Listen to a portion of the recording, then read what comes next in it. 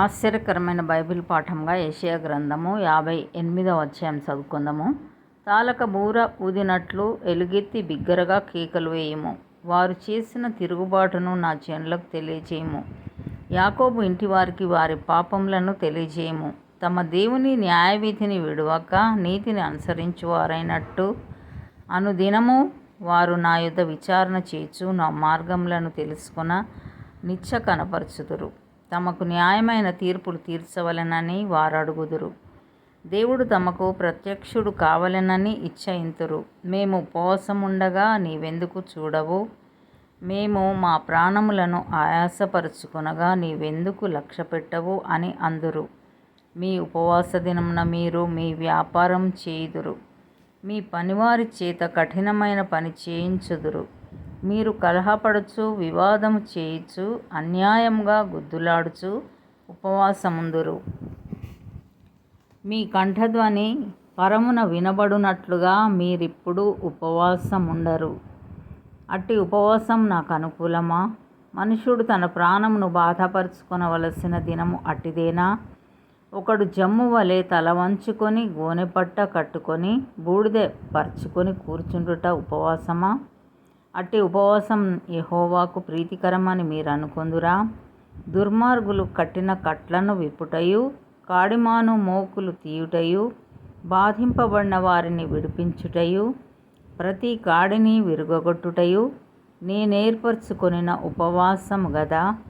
నీ ఆహారం ఆకలిగొన్న వారికి పెట్టుటయు నీ రక్త సంబంధికి ముఖము తప్పింపకుండుటయు దిక్కుమాలిన బీదలను నీ ఇంట చేర్చుకొనుటయు వస్త్రహీనుడు నీకు కనబడినప్పుడు వానికి వస్త్రములిచ్చుటయు ఇదియే గదా నాకిష్టమైన ఉపవాసము.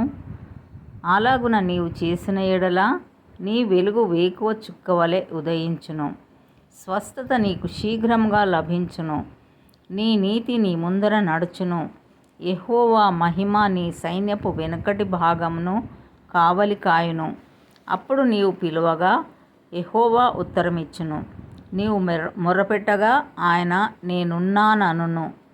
ఇతరులను బాధించుటయు వ్రేలు పెట్టి చూపి తిరస్కరించుటయు చెడ్డదానిని బట్టి మాటలాడుటయు నీవు మాని ఆశించిన దానిని ఆకలిగొన్న వానికిచ్చి శ్రమపడిన వానిని తృప్తిపరిచిన యెడల చీకట్లో నీ వెలుగు ప్రకాశించును. అంధకారము నీకు మధ్యాహ్నం వలె నుండును. యెహోవా నిన్ను నిత్యము నడిపించును. క్షామకాలమున ఆయన నిన్ను తృప్తిపరచి నీ ఎముకలను బలపరచును.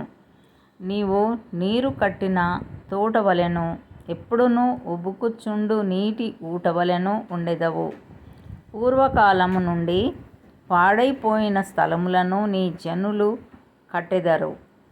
అనేక తరముల క్రిందట పాడైపోయిన పునాదులను నీవు మరలా కట్టెదవు. విరగబడిన దానిని బాగుచేయు వాడవనియు దేశంలో నివసించున్నట్లుగా త్రోవలు సిద్ధపరచు వాడవనియు నీకు పేరు పెట్టబడును. నా విశ్రాంతి దినమున వ్యాపారం చేయకుండా నాకు ప్రతిష్ఠితమైన దినమని నీవు ఊరకుండిన యెడల విశ్రాంతి దినము మనోహరమైనదనియు యెహోవాకు ప్రతిష్ఠిత దినమనియు ఘనమైనదనియు అనుకుని దాని ఘనముగా ఆచరించిన యెడల నీకిష్టమైన పనులు చేయకయు వ్యాపారం చేయకయు లోకవార్తలు చెప్పుకొనకయు ఉండిన యెడల నీవు యెహోవా యందు ఆనందించెదవు. దేశం యొక్క ఉన్నత స్థలముల మీద నేను నిన్నెక్కించెదను. నీ తండ్రి అయిన యాకోబు స్వాస్థ్యమును నీ అనుభవంలో ఉంచెదను. యెహోవా సెలవిచ్చిన వాక్కు ఇదే. ఇంతటితో ఇది నా కొరకైన బైబిల్ పాఠము సరి.